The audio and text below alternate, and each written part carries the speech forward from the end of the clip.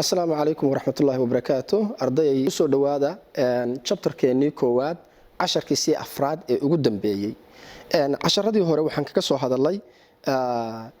casharkii ka horeeyay waxaan kaga soo hadalay in electrical heating effect kulaylka korontada ay keento maxaa sababa qalabka ku shaqeeya kulaylka korontada iyo sidoo kale factorieska saameynta kulaylkaas. Sidoo kale waxaanu soo aragnay powerku waa maxay formuladiisa aynu soo dhiraandhirinay isla markaana aynu ku shaqeynay baynu soo aragnay. Haddaba casharkan marka uu dhamaado ardayga waxaa laga rabaa inuu yaqaano drive the equation for electrical energy consumption inuu soo dhiraandhiriyo isla egtaa isticmaalka tamarta. Sidoo kale inuu isla egtaas solve numerical problems involving electrical energy consumption and electrical bill. Sidoo kale waxaa laga rabaa ardayga inuu ka shaqeyn karo su'aalo la xiriira tamartii korontada la isticmaalay iyo kharashka korontadaas tamartii la isticmaalay energy-ga la isticmaalay iyo kharashkeeda inta uu yahay. Haddaba energy consumption and cost of electric bill. An electricity meter is used to measure the usage of electrical energy. Electricity meter saacadda korontada inoo cabirta ee guryaha inoo ku xiran oo badanaa waxa weeyaan ama main switchkeeda lagula xiro meel ama fadhiga oo kale ama banaanka guriga ka horeeyo oo kale ama jikada oo kale inta badan lagu sameeyo. Saacadaasi waxay inoo sheegtaa korontada aynu isticmaalay inta gurigu koronto isticmaalay tusaale ahaan bay inoo sheegtaa. Had iyo jeer the meter measures in kilowatt hours. Saacaddu waxay inoo cabirtaa kilowatt hour bay inoo cabirtaa rather than joules. Joule inooma akhrido. Kilowatt hour ma aha international unit of energy ma aha oo waxaan ku soo aragteen in SI unitka energy-gu uu yahay joules laakiin kilowatt hour waa shirkadaha badankooda korontada ayaa isticmaala kilowatt hour. Haddaba waxaan soo aragnay xiisadii hore powerka inaynu ku helayno uu la mid yahay work done divided by time taken inaynu ku helayno. Haddii aynu u baahanahay work done waxaan samaynaynaa ama energy conversion haddaynu u baahannahay waxaynu ku helaynaa W waxay la mid tahay labadaas powerka oo lagu dhuftay timeka. Okay, halka marka energy consumption tamarta uu isticmaalay qalabka korontada aad isticmaalayso inta koronto energy ay isticmaashay koronto tamar danab ay isticmaashay waxaad ku helaysaa qalabka aad isticmaalaysid rating powerkiisa. Qalabka powerku waa ku qoran yahay wuu ku samaysan yahay qalab kasta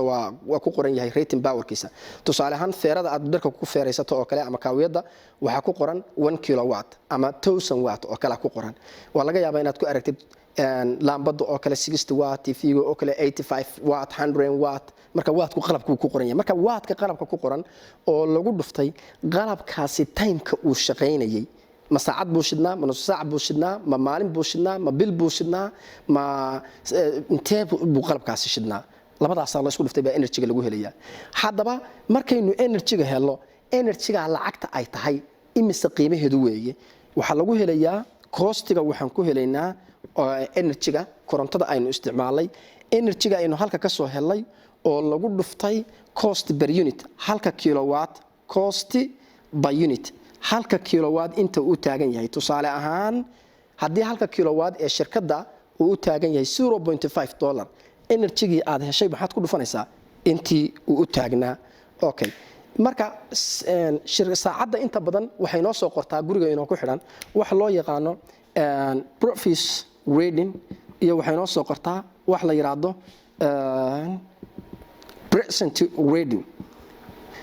present reading waxay noo soo qortaa saacaddu akhris hore iyo akhris dambe baa shirkaddu idin keentaa. Tusaale ahaan profit reading bishii hore markii shirkaddu ku timi saacaddu wixii ay akhriyeysay weeye. Present reading waa maxay waa bisha tan marka shirkaddu ay ku timi ee saacadda ay wax ka qorto badanaa shirkaddu dawba markay doonayso inay lacagta guriga aad isticmaashay kugu soo dalacdo xarunta wax kaagama soo dalacdo saacadda korontada aad isticmaashay energy-ga aad isticmaashay cabiraysa oo kilowatt hour ah bay akhrinayaan waxay ka jarayaan wixii bishii hore ay ahayd tusaale ahaan hadday bishii hore ay ahayd saacaddu 825 bisha tanna ay noqoto 925 kilowatt hour sida hadday noqoto waxaa la sameynayaa present reading oo laga jaray previous reading baa la kala jarayaa 925 oo ah saacaddu waxaan hadda ay akhrinayso oo laga jaray 825 qiimaha ku soo baxa muxuu noqonayaa 100 kilowatt hour intaas 100 kilowatt hour kaasay la noqonayaano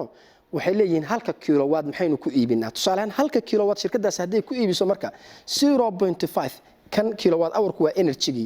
okay 0.5 oo marka ah cost per unit halka kilowatt inta u taagan yahay markaas shirkadu waxay ku leedahay intaas oo lacaga ama dollar ama shilin Soomaali ah ama dahab ah wixii la isticmaalay markaas baa laga rabaa hadaba aan isla aragno tusaalayaal ina muujinaya shaqadaas aynu halka aynu ku soo bandhigayno example 1 waxa lagu yiri 2 kilowatt heater is used for 3 hours a kilowatt waxa la yahay heater kulayliya powerkiisu uu yahay u fiirso powerkiisu waa 2 kilowatts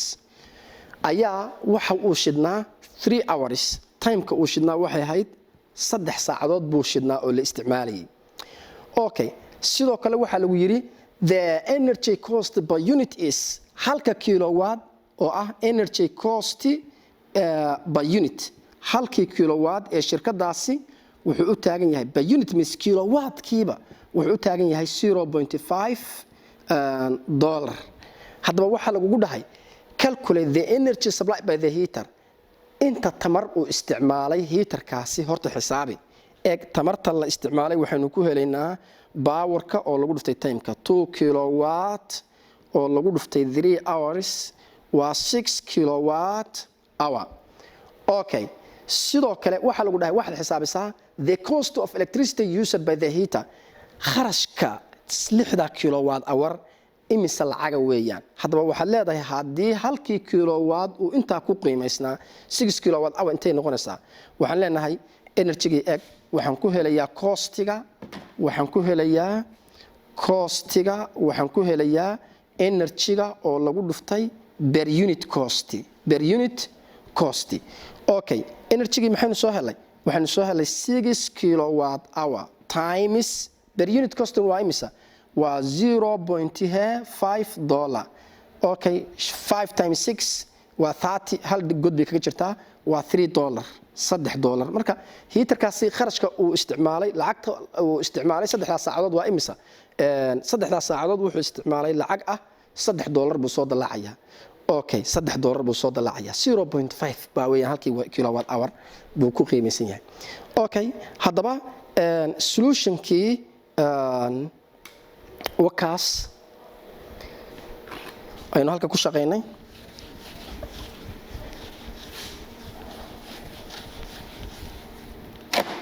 hadaba example labaad waxa lagu dhahay if energy cost is 0.5 per unit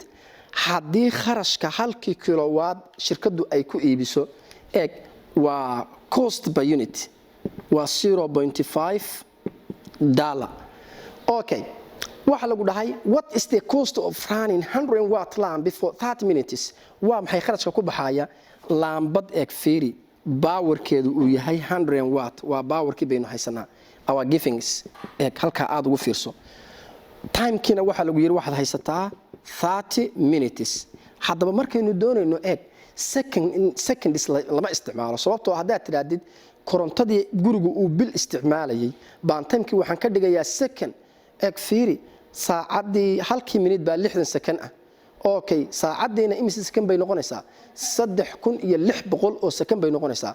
okay 3600 oo second 24 saac ku dhufo maalintii ah kadibna waxaad ku sii dhufataa 30 maalmood oo bishii ah ku sii dhufo waxay noqonaysaa wax tirada ka baxday nabar fara badan bay noqonaysaa looma baahna marka saa darteed marka energy-ga la isticmaalay la soo saarayo timeka lama isticmaalo minute waxa la isticmaalaa hours watt kana lama isticmaalo waxa la isticmaalo la adeegsadaa kilowatt labadaba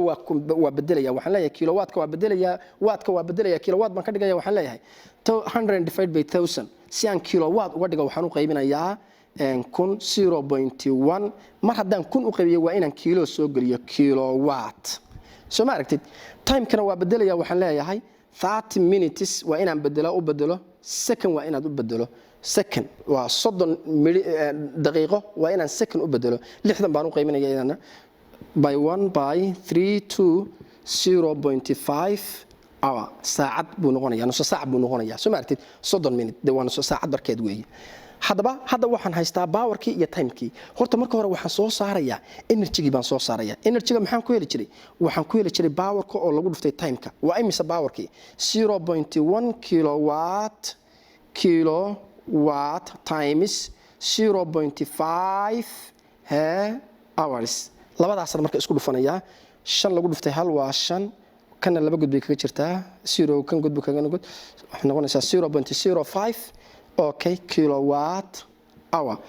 inta markaan helo costigi baan soo saaraya costiga maxaan ku heli jiray waxaan ku heli jiray energy-ga oo lagu dhuftay per unit cost marka fiiri costiga waxa la igu dhahay halkii kilowatt wuxuu u taagan yahay 0.5 marka waxaan leeyahay waa 0.05 oo lagu dhuftay 0.5 shan lagu dhuftay 5 waa 5 iyo 20 1 2 3 1 2 3 1 2 3 okay oo dollar ah soo ma aragtid 0.025 ayaa laambadaas 30 ilbiriqsi 30 daqiiqo shidnayd kharashkeedu uu noqonaya saa darteed adoo formulooyinka isticmaalaya waxaad xisaabin kartaa shaarka aad gashan tahay marka aad feereynayso ama ka weedeynayso kharashka uu soo dalaci karaad xisaabin kartaa maxaad isticmaalaysaa kaawiyadaad wax ku feereynaysid powerkeeda wada haysataa okay timeka aad feereynaysid ay shidnayd kaawiyaduna waa taqaanaa powerka oo lagu dhuftay timeka wuxuu ku siinayaa energy kadib waxaad ku dhufanaysaa shirkadaasi halkii kilowatt intee bay ku iibisaa waxaanu baranay energy-ga sidee baa loo xisaabiyaa sidoo kale kharashka korontada sidee baa loo xisaabiyaa marka awood maanta waxaad u leedahay qalab kasta oo guriga ku yaala inaad xisaabin karto kharashka uu isticmaali karo refrigerator-ka maxay tahay washing machine-ska heater-ska lamps-ka TV kulli inaad xisaabin karto aad baad u mahadsantihiin waxaad ka shaqeynaysaan su'aalahaas su'aasha koowaad waxa lagu yiri if energy cost 10 Somali shilling per unit haddii korontada shirkadda kharashka halkii kilowatt ay 10 shilling ay siinayso calculate the cost of using 3 kilowatt electric fire for 5 hours okay electric heater 3 kilowatt ah oo 5 saacadood shidnaa kharashka ku baxaya soo saar waxaad xisaabisaa laambad powerkeedu yahay 60 watts oo shidnayd 12 saacadood sidoo kale waxaad xisaabisaa kharashka ay soo dalacayso high dryer qalajiyaha timaha oo 1200 oo watt uu yahay powerkiisu laakiin wuxuu shidnaa 15 minutes baa laga yaabaa inay ku shaqeynaysan timaha ku hagaajisanaysay marka kharashka uu ku soo dalacayo soo saar aad baad u mahadsantihiin halkaas formulada adigoo isticmaalaya ugu dambeyntii formulada adigoo isticmaalaya costiga waxa lagu helaa present reading oo laga jaray previous reading akhriska dambe oo laga jaray akhriskii hore oo lagu dhuftay cost per unit sidaynu halkan ka soo saarayno waxaad ka shaqeysaa table-ka bixi waxaad soo saartaa unit used inta shirkadu ay saacadaasi ay energy-ga la isticmaalay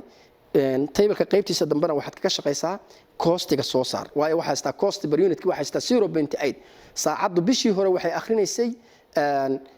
tusaale ahaan 2520 bishii dambena maxay akhriday waxay akhriday 2586 halkii kilowattna intuu taagan yahay 0.8 haddaba xisaabi haddaba table-kaas ka shaqeey aad baad u mahadsantihiin khayr baan idin rajaynayaa